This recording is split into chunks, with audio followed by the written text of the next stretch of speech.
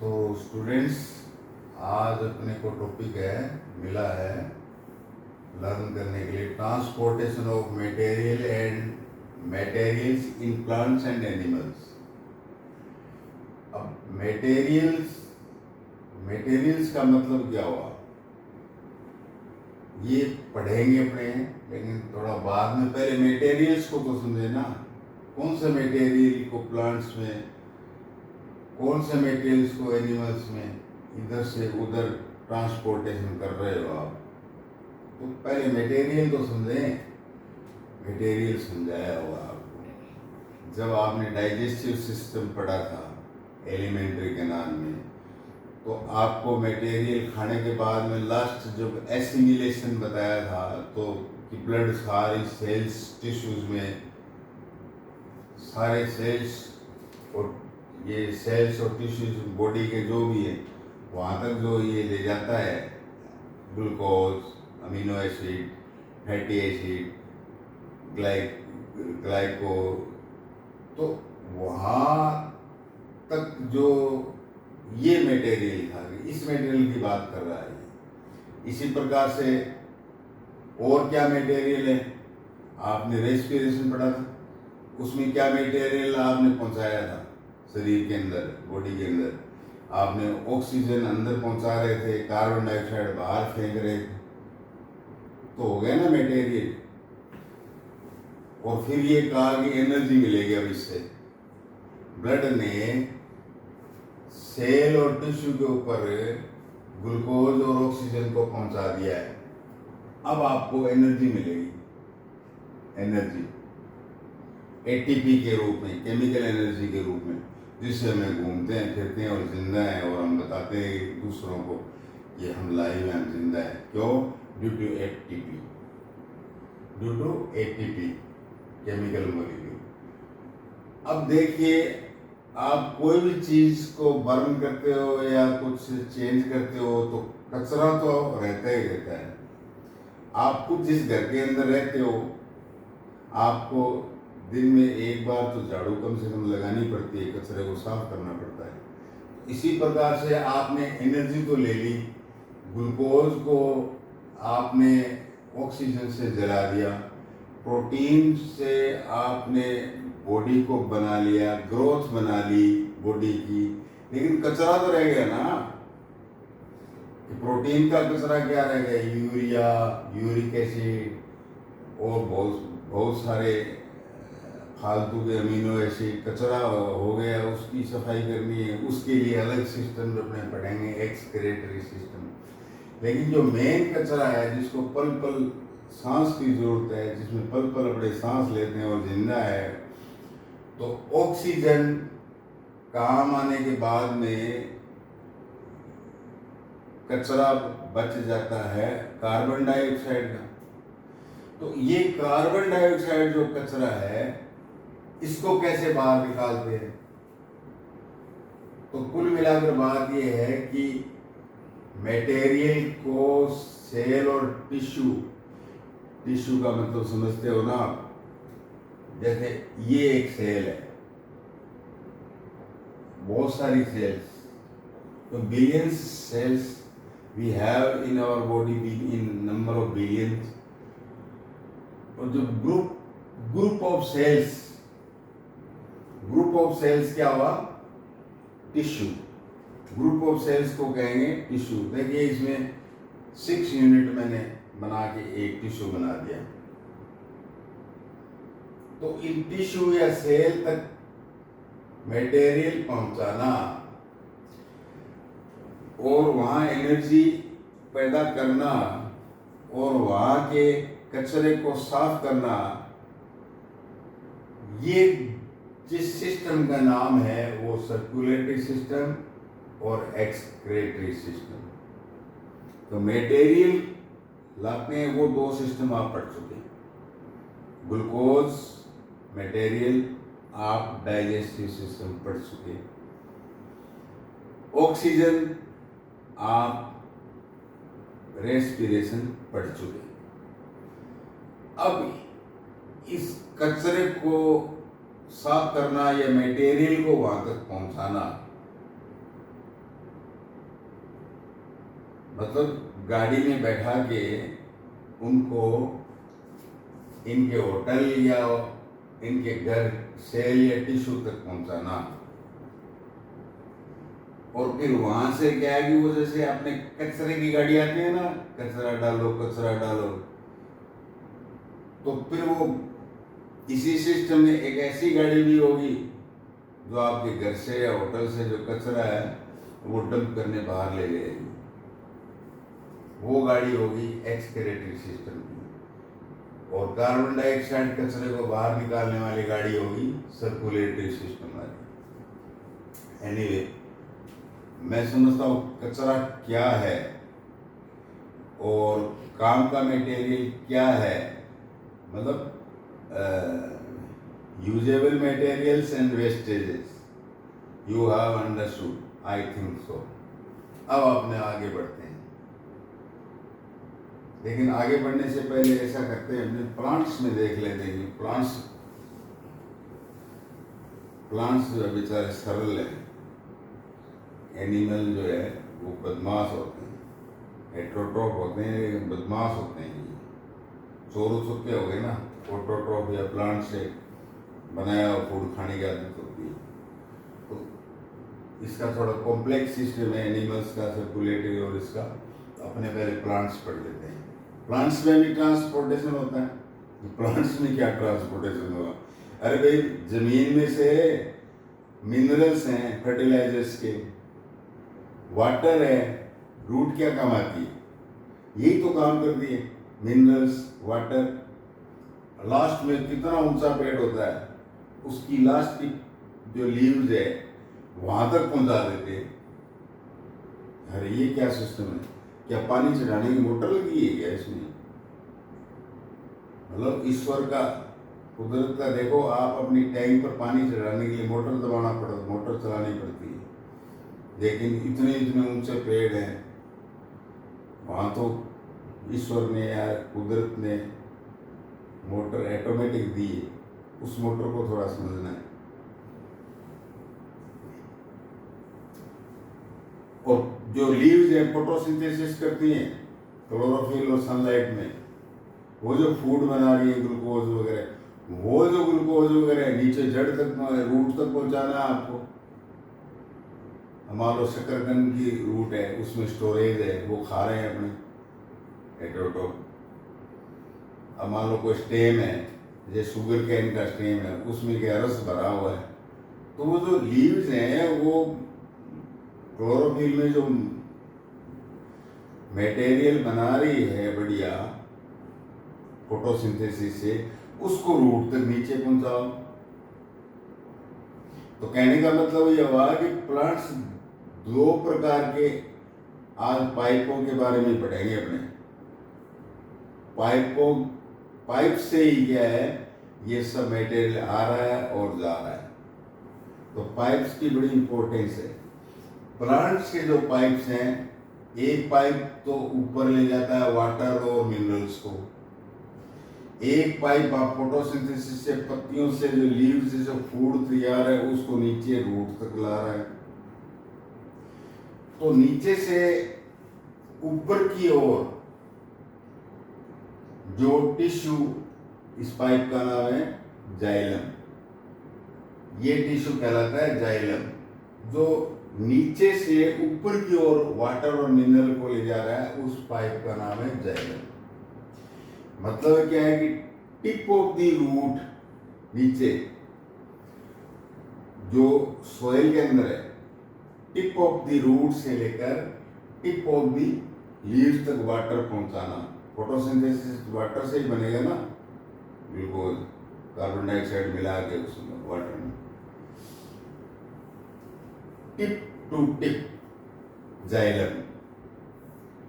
अच्छा, इसमें ये आता है नीचे की जो रूट टिप है, वो यार इतना रूट टिप जो है वो ऊपर इतना कैसे वाटर को सक कर लेते हैं जमीन के अंदर। जो वाटर रूट टिप होते कैसे हैं रूट टिप? अंगुलियों जैसे। आपको एब्जॉर्प्शन में बताया था ना, आपको डाइजेस्टिव सिस्टम एब्जॉर्प्शन है, विलाई अंगुलियों जैसी कि एरिया इस तरह से बढ़ जाता है एब्जॉर्प्शन का, डाइजेशन में एब्जॉर्प्शन। वैसे ही क्या है, रूट टिप होती है, जो आउटर सेल्स होती हैं नीचे रूट की, उनकी उनकी आउटर जो सेल्स होती हैं, उन्हीं की सेल मेम्ब्रेन से उंगलियों जैसे ऐसे ऐसे हेयर्स निकलते हैं।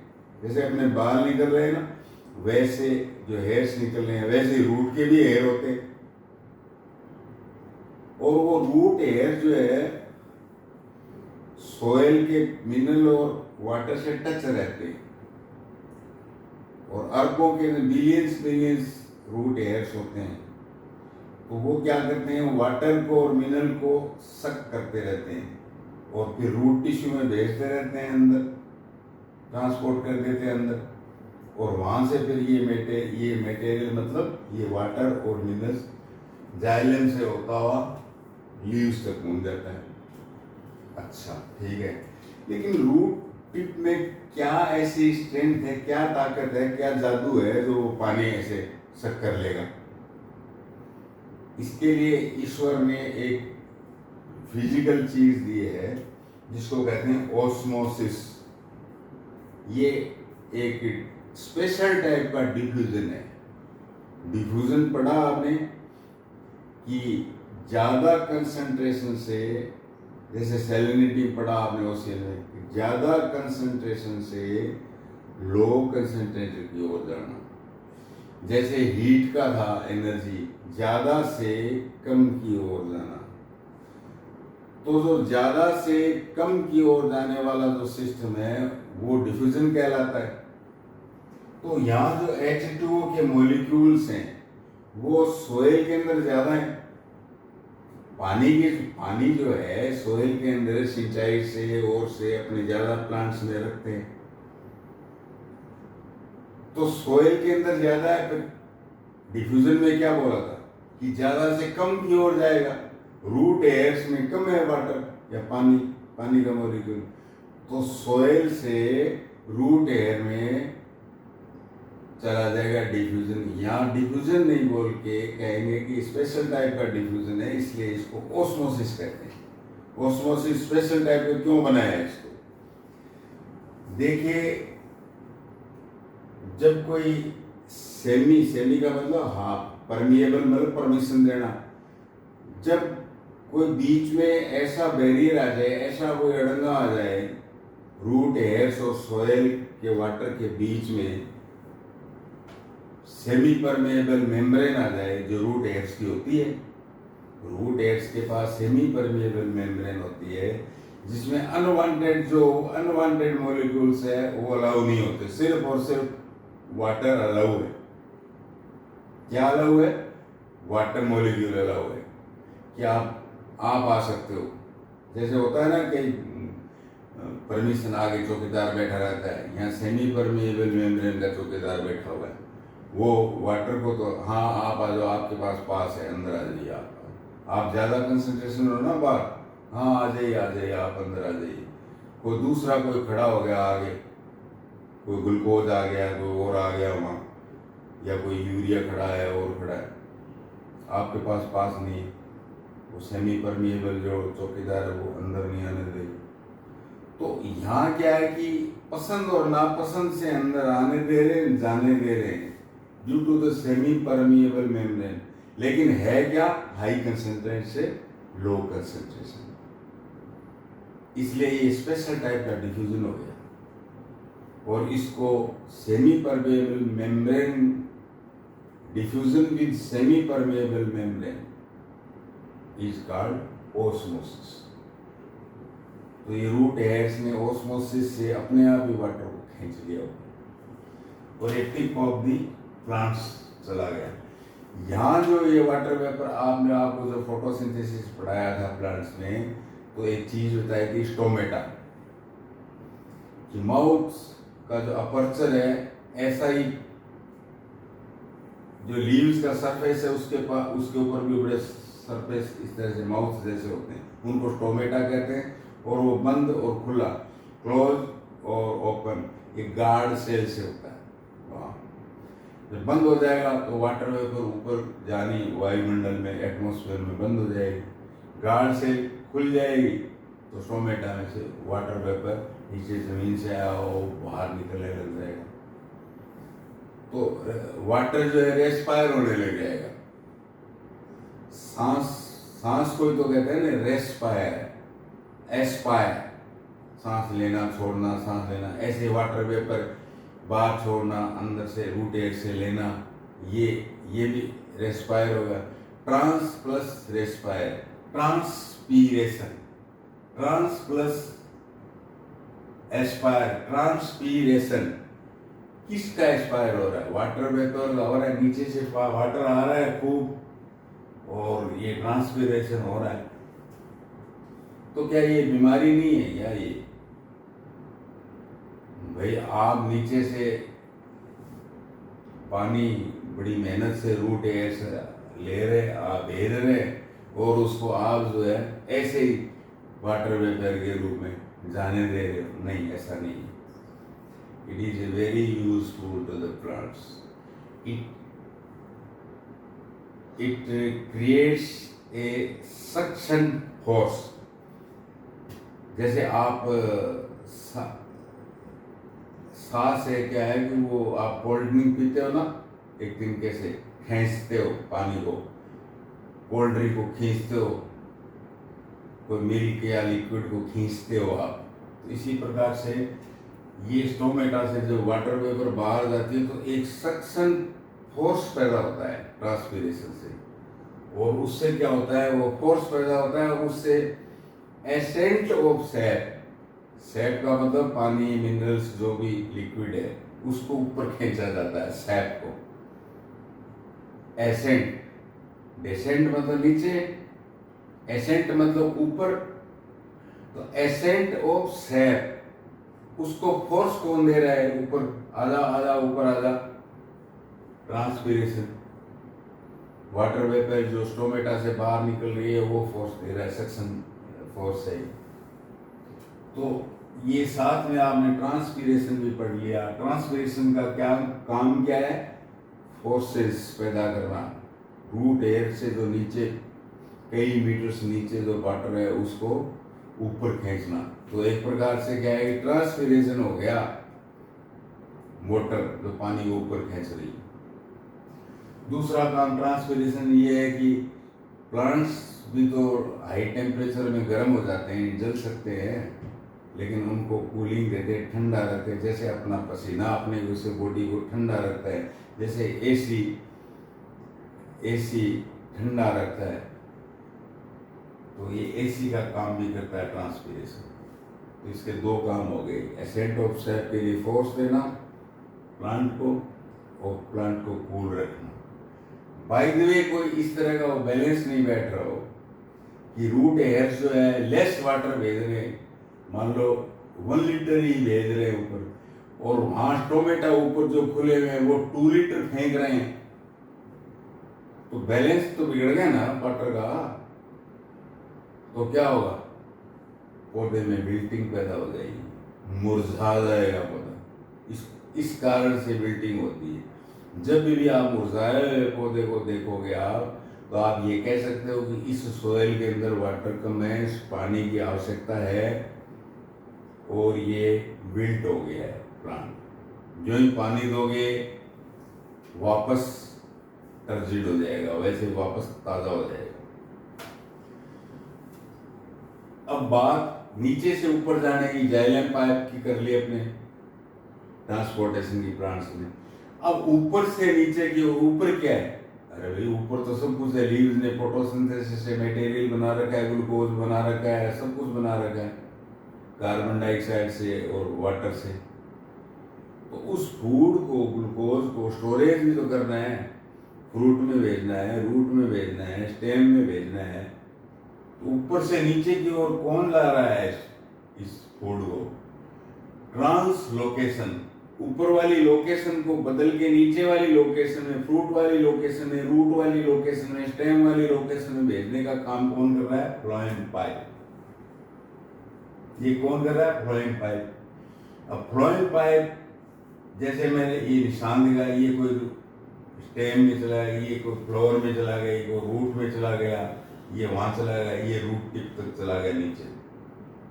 ट्रांसलोकेशन, ऊपर से नीचे की ओर रोकेट कर दिया इसने फूड को, जो लीव्स फूड बना रही थी उसको नीचे, ऊपर से नीचे की ओर लोकेट कर दिया, उसको कहेंगे ट्रांसलोकेशन। ट्रांस का मतलब क्या है? बदलना, चेंज। लोकेशन चेंज किस पाइप से? फ्लोएम पाइप से। ठीक है, मैं समझता हूँ समझ में आ गया आपका प्लांट्स के बारे में। मटेरियल ट्रांसपोर्टेशन, ट्रांस चेंज, सिर्फ एक ही शब्द चल रहा है, ट्रांस। और मैंने बताया था आपको कि भाई एनिमल्स जो है बड़े बदमाश होते हैं,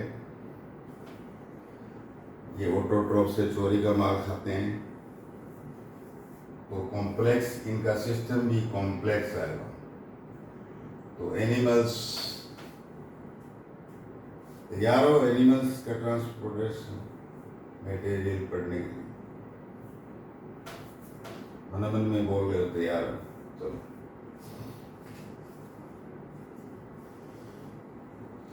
तो सबसे पहले अपने पढ़ते हैं सर्कुलेटरी सिस्टम, ये सारा, और एक्सक्रेटरी सिस्टम। दोनों सिस्टम पढ़ने से पहले अपनी बॉडी का जो स्ट्रक्चर है, एनाटॉमी है, बॉडी के अंदर जो ऑर्गन्स है उनको जान लेते हैं अपने। सबसे पहले तो जानना पड़ेगा हार्ट। हार्ट कितना बड़ा सदमा देता है सबको पता है। तो मेन ऑर्गन कौन सा हुआ? हार्ट। और दूसरे ऑर्गन खराब होंगे और होंगे तो हॉस्पिटल तक भी पहुंच सकता है आदमी, दवाई पानी भी हो जाता है। लेकिन यदि हार्ट खराब हो गया तो हॉस्पिटल ही नहीं पहुंचने देते। इसलिए सबसे इम्पोर्टेंट ऑर्गन है हार्ट। और ये क्या है? पंप हाउस है, ये है पंप हाउस। इसमें, इस ग्राफिक में मैंने जो सारा बॉडी के जो स्ट्रक्चर बनाया है उसमें आप एक तो ब्लू देख रहे हो, उसमें इस ब्लू वाले पाइप हैं, इसमें कार्बन डाइऑक्साइड दौड़ रही है, CO2 दौड़ रही है, और ये बाहर होते हैं। ये पाइप दिख रहे हैं ना आपने, ब्लू, ये ब्लू पाइप। इसको देखते ही आप बोलोगे ब्लड में कार्बन डाइऑक्साइड है। हाँ, बिल्कुल है। और हाथ के बीचों बीच अंदर जो है वहाँ रेड होते हैं, वहाँ ऑक्सीजन ब्लड में दौड़ रही होती है इन पाइपों में। ये पाइप है अपने। तो ऑक्सीजन वाले ब्लड पाइप को मैंने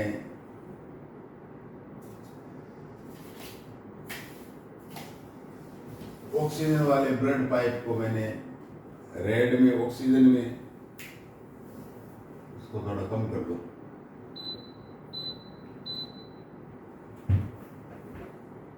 ऑक्सीजन पाइप में जा रही है और ब्लू में कार्बन डाइऑक्साइड बह रही है।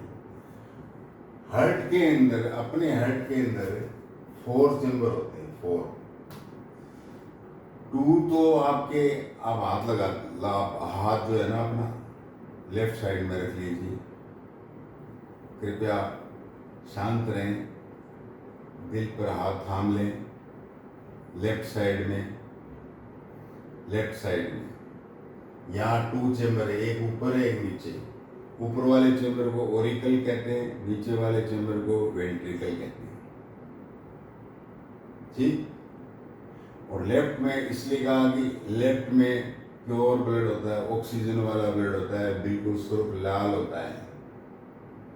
अब राइट हैंड को राइट साइड में हाथ थाम ले। ऊपर वाले राइट ओरिकल कहते हैं, नीचे वाले चेंबर को राइट वेंट्रिकल कहते हैं। यहाँ गंदा खून है, इम्प्योर ब्लड है। इम्प्योर मीन्स CO2 की गंदगी है, CO2 वेस्टेज के रूप में है इसमें, इसलिए ब्लू है, ब्लू कलर का।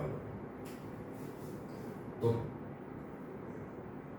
सर्कुलेशन सिस्टम के अंदर सबसे पहले अपने हार्ट को पढ़ा है। हार्ट में 4 चेंबर हैं। और देखिए आप, कार्बन डाइऑक्साइड वाला और ऑक्सीजन वाला ब्लड मिक्स नहीं हो सकता। कितनी बड़ी कैपेसिटी है हार्ट के अंदर। और यदि किसी के मिक्स हो रहा है तो वो जल्दी भगवान का प्यारा हो सकता है। क्यों मिक्स नहीं हो रहा? क्योंकि इसके बीच में एक सेप्टम होता है, बिल्कुल एक दीवार होती है सेप्टम। आपने इस ग्राफिक में देखा होगा कि नीचे वाले जो चेम्बर है, नीचे वाले, इनकी वॉल मोटी बनाई गई है। वेंट्रिकल या नीचे वाले जो राइट और लेफ्ट दोनों की वॉल जो है काफी थिक है, क्योंकि इनको बड़ा जोर पड़ता है।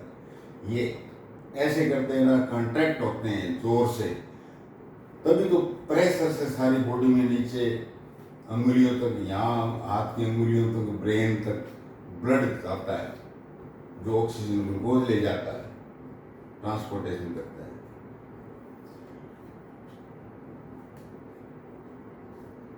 ये हार्ट का आपको थोड़ा सा मैंने बताया। अच्छा,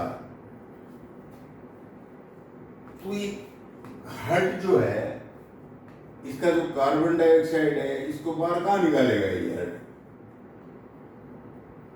रेस्पिरेशन में तो फेफड़े सांस लेते हैं, लंग्स काम में लेते हैं।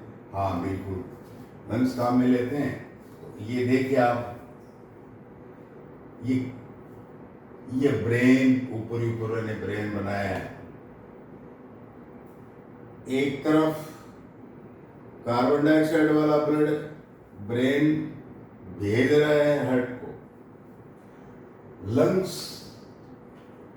लीवर, गट एलिमेंटिंग डाइजेशन, इसलिए पढ़ लिया आपने, किडनी, गुर्दे जिनको कहते हैं, और बॉडी, सारी बॉडी के टिश्यू, लेग्स, हैंड्स वगैरह, ये ऑर्गन्स बनाए हैं मैंने। अब आपको जो समझने वाली आवश्यकता है, जो बात की जो समझ आनी चाहिए, what is the difference between artery and when? दोनों ही पाइप हैं, लेकिन नाम अलग अलग हैं। आर्टरी का मतलब है कि इसमें ऑक्सीजन वाला ब्लड बह रहा है। वेन का मतलब क्या है कि इसमें कार्बन डाइऑक्साइड वाला ब्लड, गंदा खून बह रहा है। तो इसको प्योर करने के लिए वेन को, जो मैंने ब्लू दिखाई है, वो लंग्स में ले जाएगी। अच्छा, एक अंतर तो ये होगा कि ऑक्सीजन और कार्बन डाइऑक्साइड वाला आर्टरी और वेन के ब्लड में। लेकिन ये जो समझ है, आर्टरी का मतलब ये हुआ कि जो भी पाइप हार्ट से दूर ले जाएगा, हार्ट से निकालेगा, हार्ट से ब्लड को निकालेगा वो पाइप, जैसे इसमें, अच्छा मिट गया, फ्लोएम जाइलम था ना, ऊपर और नीचे का, जाइलम फ्लोएम, ये ऊपर जाइलम, नीचे वाला पाइप फ्लोएम। इसी प्रकार से जो भी कोई ब्लड पाइप ब्लड को हार्ट से बाहर ले जाएगा, निकालेगा, दूर ले जाएगा, उसको आर्टरी कहेंगे। और जो भी कोई पाइप इसके अंदर डालेगा हार्ट में, बॉडी से ला के ब्लड को हार्ट के अंदर पटकेगा, निश्चित रूप से कार्बन डाइऑक्साइड वाला होगा, इम्प्योर होगा, उसको हम वेन कहेंगे। उसको क्या कहेंगे? उस पाइप को वेन। हो गया ना प्लांट्स की जैसे ही, जाइलम और फ्लोएम, आर्टरी और वेन।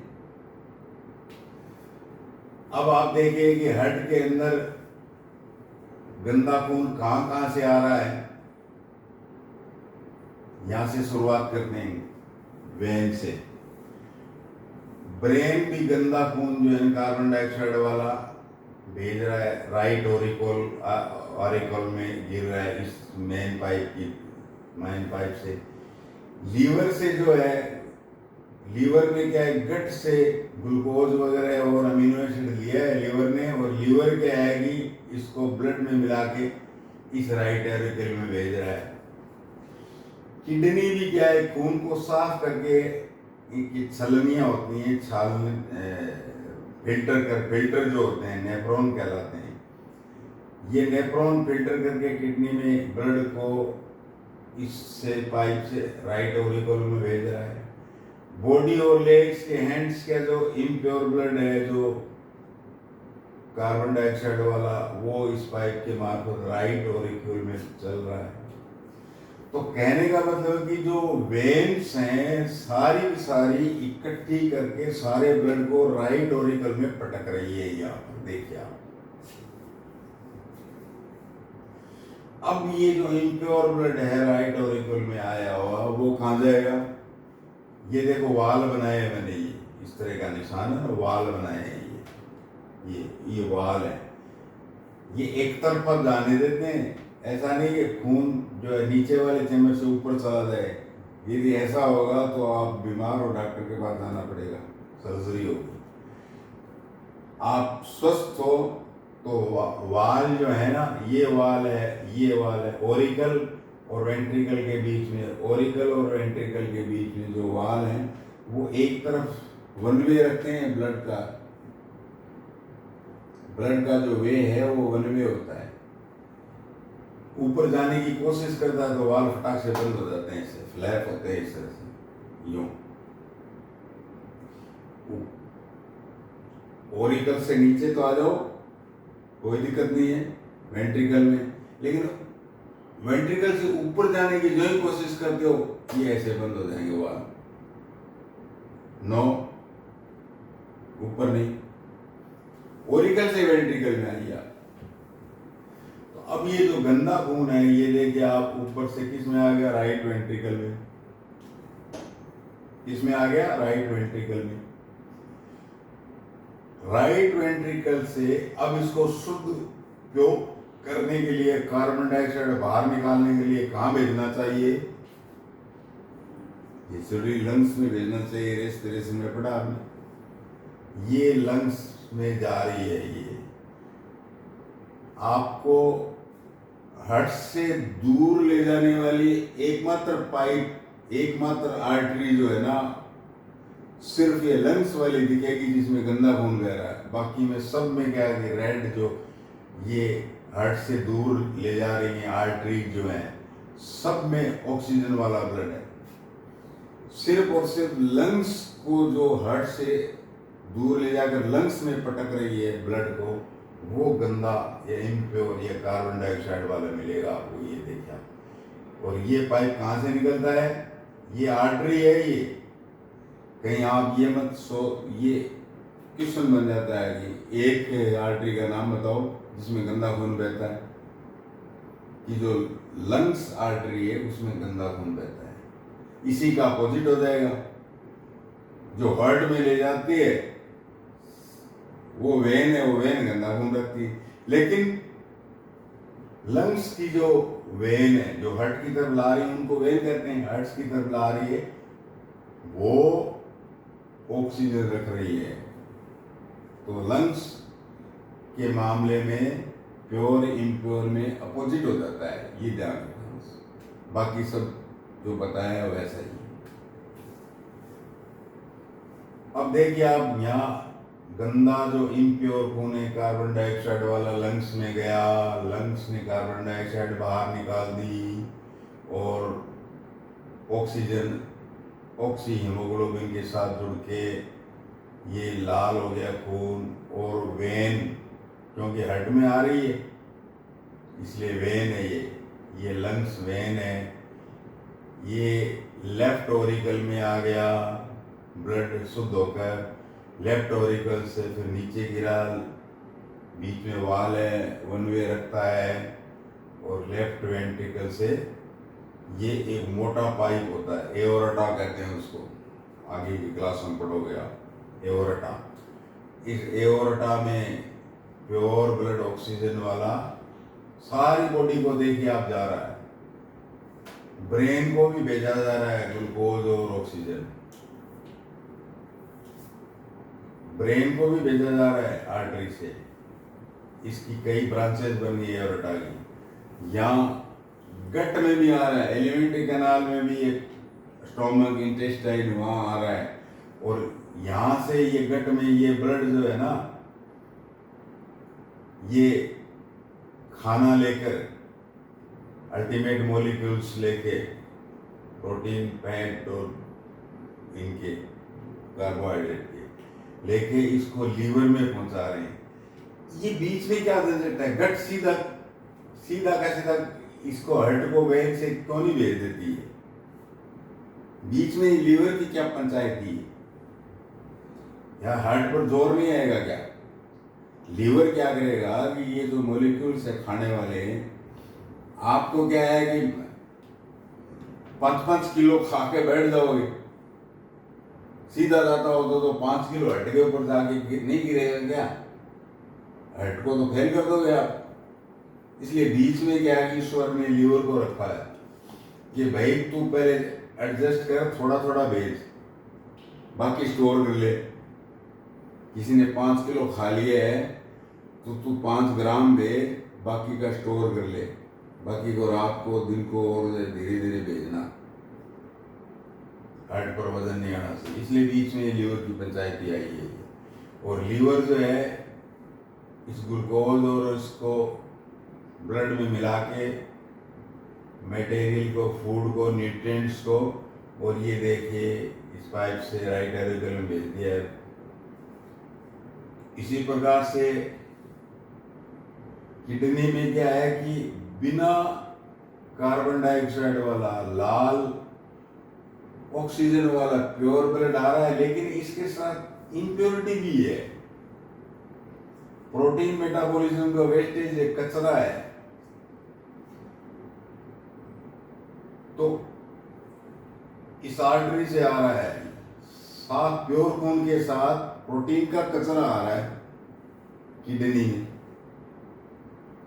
यहाँ छलनियां है, नेफ्रॉन छान लेती है, और ये बिना प्रोटीन मेटाबॉलिज्म के, मेटाबॉलिज्म का अर्थ क्या है समझते हो ना? मेटाबॉलिज्म का अर्थ है तोड़ना, मॉलिक्यूल्स को तोड़ना और मॉलिक्यूल्स को अपने मुताबिक जोड़ना। तो इस जोड़ने तोड़ने की प्रोसेस में क्या है कि वेस्टेज पैदा होते हैं। वो वेस्टेज जो है किडनी एक्सक्रीशन के माध्यम से, पेशाब के माध्यम से, यूरिन के माध्यम से बाहर निकालता है।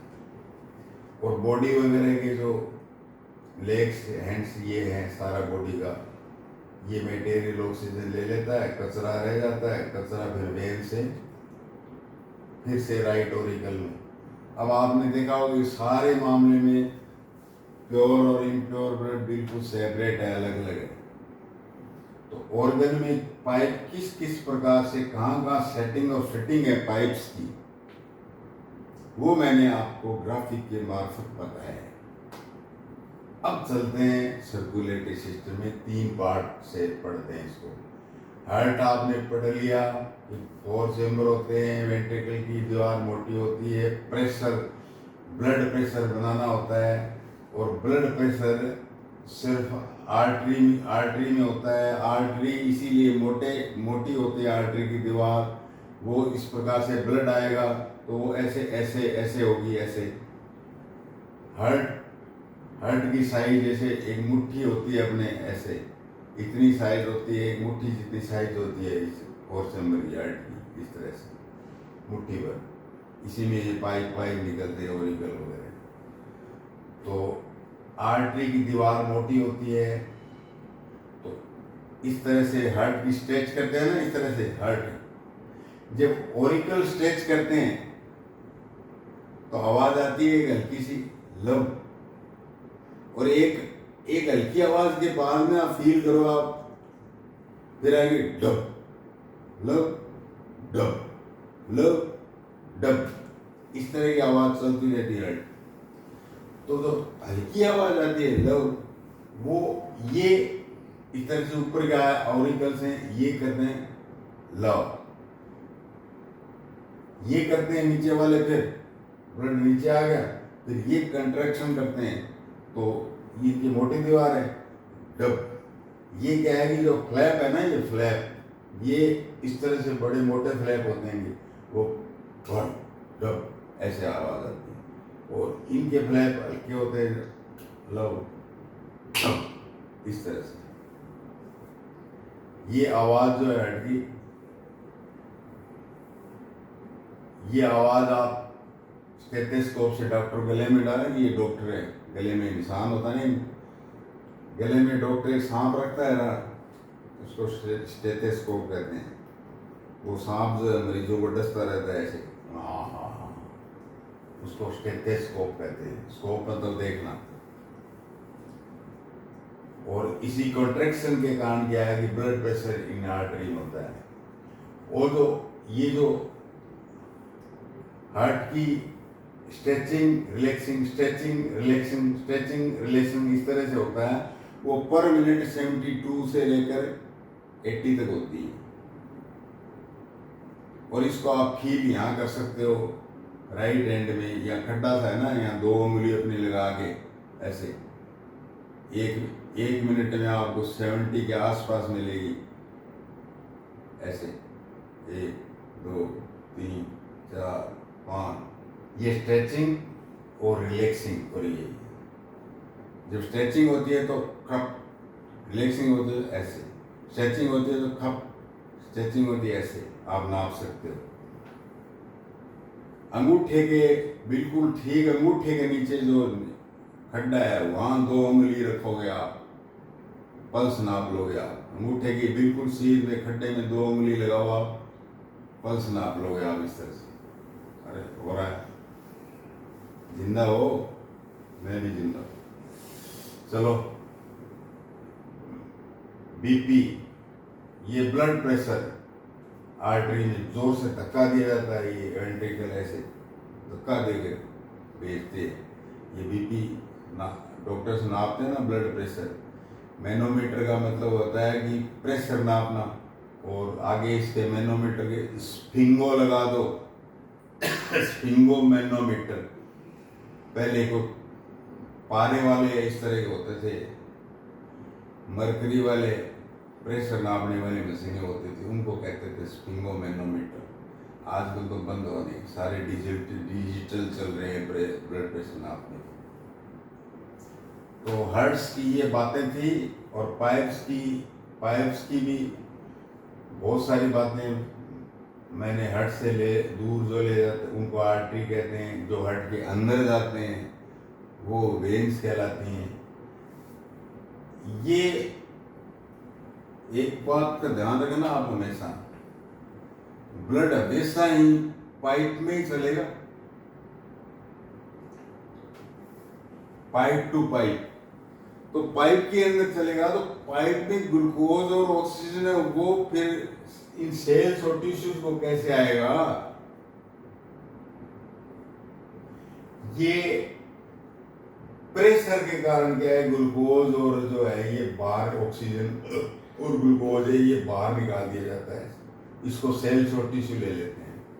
लेकिन ब्लड जो है वो पाइप के अंदर ही रहेगा। आर्टरीज प्रेशर लेके आ रही है, साथ में ग्लूकोज और ऑक्सीजन है। ये फिर और छोटी छोटी ब्रांचेज में ये कन्वर्ट होगी, जिनको कैपिलरी कहते हैं। बिल्कुल महीन, बाल से भी महीन, हेयर से भी महीन, जो आंख से भी दिखाई दे या नहीं गारंटी नहीं है, इस तरह के बाल से कैपिलरी हो जाते हैं, इसमें ब्लड बहता है। तो यहाँ आधी दूर तक तो क्या है, इसमें प्योर बहता है, ऑक्सीजन छोड़ दिया या ग्लूकोज छोड़ दिया प्रेशर से कैपिलरी ने। आर्टरी और वेन से बाहर अंदर नहीं जाएगा वाल से, सिर्फ कैपिलरी की वाल से ग्लूकोज और ऑक्सीजन वो बाहर जाएगी और सेल्स और टिश्यू को मिल जाएगा और यहाँ एनर्जी पैदा कर लेगा। और कचरा जो है कार्बन डाइऑक्साइड वगैरह है या प्रोटीन मेटाबॉलिज्म के जो भी कचरे हैं, यूरिया वगैरह है, टॉक्सिन्स है, एंजाइम है, मिनरल्स है, वो सब क्या आएगी इधर कैपिलरी की दीवार से होकर कैपिलरी में चला जाएगा, और कैपिलरी सारी मिल के आखिर में वेन में चली जाएगी। तो क्वेश्चन ये बनता है कि आर्टरी और वेन के बीच में जो पतले पतले पाइप हैं, बाल जैसे, हेयर जैसे, हेयर से भी पतले, उनका क्या नाम है? और जिनसे क्या है कि मटेरियल बाहर निकलता है, ब्लड बाहर नहीं निकलता। यदि ब्लड बाहर निकल गया ना तो समझो मौत है। जैसे डेंगू होता है, उसमें यही होता है। डेंगू का जो वायरस है वो इनको फाड़ देता है पाइपों को, और ब्लड बाहर निकल जाता है और आदमी की मौत हो सकती है। यहाँ देख रहे हो आप, मैंने लिखा है एक्सचेंज, अच्छी और बुरी चीजों का एक्सचेंज हो रहा है। अच्छी चीजें क्या है, ग्लूकोज और ऑक्सीजन दे दिया, और वापस क्या ले लिया, गंदगी ले ली। ए भाई जरा देख के चलो, वो एक गाड़ी आती है ना इससे, वो गंदगी लेने वाली, वो गाड़ी आ गई, एक्सचेंज हो गई। और वो वेन से फिर आगे पाइपों से हार्ट के अंदर ये डाल दिया यहाँ ओरिकल में गंदगी, और ये गंदगी कार्बन डाइऑक्साइड वाली जो शुद्ध होने के लिए लंग्स में चली गई, और प्रोटीन वाली जो गंदगी है वो इधर किडनी में आ गई। इसका अलग सिस्टम है, एक्सक्रीटरी सिस्टम। हार्ट पढ़ लिया, पाइप्स के बारे में पढ़ लिया, क्या काम करते हैं। तीसरा है सर्कुलेटरी सिस्टम, ब्लड। जितना, ये मैथ्स का सवाल हो गया कि जितना बॉडी का वजन है, मान लो 100 किलो वजन है, तो उसका जो 100/14 है, इतना लीटर ब्लड होगा किसी के भी बॉडी में। मतलब एवरेज 4 और 5 लीटर ब्लड होता है बॉडी के अंदर, और ये घूमता रहता है, एक्सरसाइज सामान लाता रहता है, गंदगी लाता रहता है, बाहर शुद्ध करता रहता है, शुद्ध ऑक्सीजन लाता रहता है, ऑर्गन्स को देता रहता है। ये 4 और 5 लीटर ब्लड। तो ब्लड का स्ट्रक्चर पढ़ते हैं अपने। ब्लड का स्ट्रक्चर कैसे होता है, प्लाज्मा। प्लाज्मा पीले से येलो कलर का सा होता है, उसमें ये ग्लूकोज वगैरह और जाते हैं, तो पीले से कलर का होता है। इसमें 90% तक जो है ना, इसमें वाटर ही होता है पीले से में, बाकी थोड़े बहुत प्रोटीन वगैरह और ही होते हैं। तो प्लाज्मा पीले रंग का, 90% वाटर, इसमें फूड वगैरह वो रहते हैं, ग्लूकोज वगैरह, मतलब अमीनो एसिड वगैरह। इसमें सेल्स, इस लिक्विड में, प्लाज्मा लिक्विड में ब्लड की सेल्स चलती रहती हैं, तैरती रहती हैं। 3 प्रकार की सेल्स रखता है blood. RBC, red blood corpuscles RBC, जो हीमोग्लोबिन रखती है। रेड कलर हीमोग्लोबिन सबस्टेंस के कारण है, और ये लंग्स में जाके ऑक्सीजन को फटाफट बैठा लेता है अपने पास। आ जाओ जो मैं पहुंचा दूंगा। ये एक प्रकार से कुली का काम करता है हीमोग्लोबिन। डब्ल्यूबीसी ये बहुत ही कम होती है, 1% होती है। ब्लड है मान लो 100, तो ये 1% होगी, ज़्यादा हो जाएगी तो कैंसर वगैरह हो जाएगा। ये फौज है, सेना है। वाइट ब्लड कॉर्पस्कल्स, ये क्या काम करती है कि बाहर से अपने दुनिया भर के बैक्टीरिया, वायरस और कुछ आते रहते हैं, और उन सबको मारने का काम क्या है। कहीं भी कोई घाव हो गया और हो गया तो उसको, उनमें बैक्टीरिया वगैरह उनको मारने और खाने के लिए क्या है कि वाइट ब्लड से पहुंच जाएगी वहाँ फटाक से। कैसे आया यहाँ पर तुम अनवांटेड फेलो, कैसे आया, उसको कैच कर लेते हैं, उसको मार देते हैं। White blood corpuscles. एक होता प्लेटलेट्स, भाई एलईटी लग गया तो लेट का मतलब छोटा ही होता है, स्मॉल है। बुक और बुकलेट, छोटी छोटी बुकलेट, तो प्लेटलेट, ये जो डब्ल्यूबीसी है इससे भी छोटी छोटी होती हैं ये, बिल्कुल। और मान लो कहीं कट लग गया, एक्सीडेंट हो गया, खून बह रहा है, हो रहा है, तो विदिन 2.5 मिनट के अंदर क्या है कि वो प्लेटलेट्स ये आ जाती हैं, और वहाँ ब्लड क्लॉटिंग जमा देती हैं, और फिर ब्लड बाहर नहीं आ पाता, जिंदगी बच जाती है। लेकिन हार्ट अटैक वगैरह होते हैं, वो जिंदगी ले भी लेते हैं प्लेटलेट्स। वो डॉक्टरी बात है, अलग बात है, छोड़िए आप। अब थोड़ी सी डॉक्टर की बात कर लेते हैं। चलो लास्ट में करेंगे। अब आ जाइए आप अपने एक्सक्रीटरी सिस्टम पर। कार्बन डाइऑक्साइड की जो गंदगी है वो बाहर कैसे निकाली, ये सारा सिस्टम जो है कॉम्प्लेक्स वाला अपने पढ़ा। हार्ट से लंग्स तक, छोटी कैपिलरी, ये एक्सचेंजर, ये सब पढ़ लिया।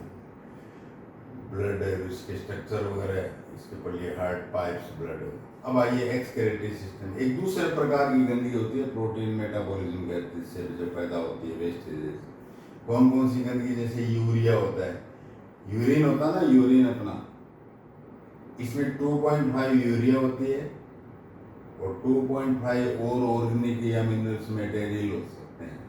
यूरिक एसिड है या ऑर्गेनिक कोई अमीनो एसिड वगैरह है।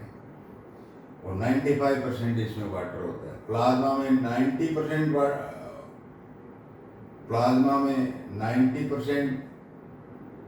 वाटर होता है, इसमें पेशाब में, यूरिन में 95% होता है, बाकी ये 2.5 यूरिया होता है। इसमें भी ऑर्गन है, सर्कुलेटरी सिस्टम पढ़ा था ना, हार्ट, पाइप्स और ये ब्लड। इस प्रकार से एक्सक्रीटरी सिस्टम में भी 4 प्रकार के ऑर्गन आपको पढ़ने पड़ेंगे। तो पहले तो ये देखो कि वेस्टेज क्या है, यूरिया है, अदर्स हैं, टॉक्सिन्स मतलब पॉइजन, टॉक्सिन्स हैं। जो आप मेडिसिन लेते हो वो सारी की सारी मेडिसिन क्या है कि यूरिन के मार्फत बाहर आती है। आप विटामिन की टेबलेट लो, आप आयरन की टेबलेट्स लो, ब्लैक से कलर का यूरिन आएगा। वाइटामिन का रेड येलो टाइप का कलर पेशाब आएगा। ये मेडिसिन जो है ये किडनी साफ करती है, इसको बाहर आ जाता है। एंजाइम्स होते हैं बहुत सारे, कुछ फालतू के मिनरल्स होते हैं एक्सेस, वो कुल मिलाकर ये जो सारी गंदगी है, ये जो सारी गंदगी है, ये ब्लड के मार्फत किडनी में आती है। और किडनी कितने होते हैं? 2 बीन का जो सीड होता है उस तरह की होती है। वो जो रेस्ट होती है ना अपने कमर के ठीक ऊपर, एक राइट में एक लेफ्ट में किडनी होती है। और हर एक किडनी के अंदर एवरेज 1 मिलियन नेफ्रॉन होते हैं, 1 मिलियन फिल्टर लगे होते हैं, छलनियाँ होती हैं। तो 2 मिलियन टोटल छलनियाँ होती हैं। इसलिए कहते हैं ना कि एक गुर्दा खराब हो जाए तो कोई बात नहीं, यदि दूसरा हेल्दी है वो छान लेगा। 1 मिलियन नेफ्रॉन्स है, छान लेगा, फिल्टर कर लेगा, गंदगी फिल्टर कर देगा, पेशाब बना देगा। ये तो वेस्टेजेज हैं।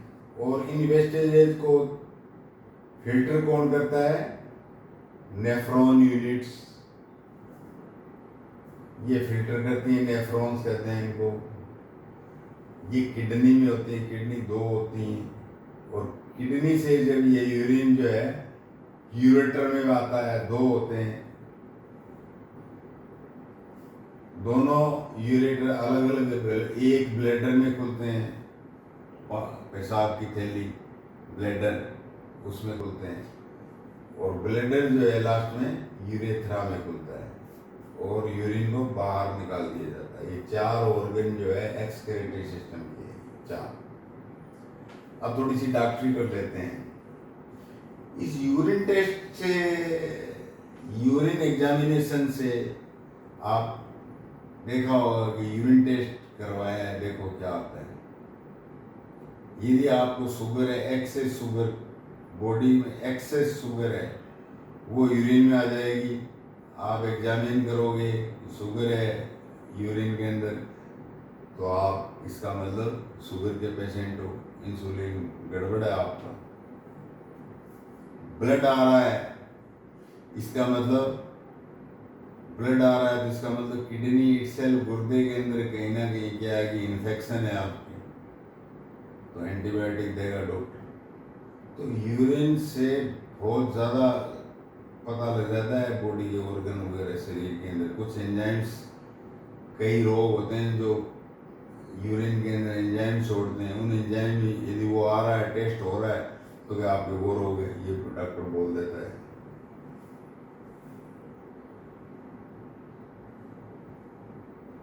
स्किन में जो स्वेटिंग है, पसीना है, क्यों आता है? मेहनत करोगे तो आएगा, नहीं करोगे तो नहीं आएगा। एसी में बैठे रहो, नहीं आएगा। आपकी बॉडी कूल है। बाहर काम करोगे और करोगे तो टेम्परेचर बढ़ेगा बॉडी का, और ये कूलिंग इफेक्ट देने के लिए क्या है, पसीना बाहर आएगा, स्वीट बाहर आएगा। स्वीटिंग ग्लैंड्स होती है स्किन के अंदर, वो इकट्ठा करके ज़्यादा जो वाटर है, एक्सेस वाटर है, यूरिया है, उसको स्वीटिंग पसीने से बाहर आ जाता है। तो पसीना भी जाके एक्सक्रेशन करता है, गंदी चीज़ों को बाहर निकालता है।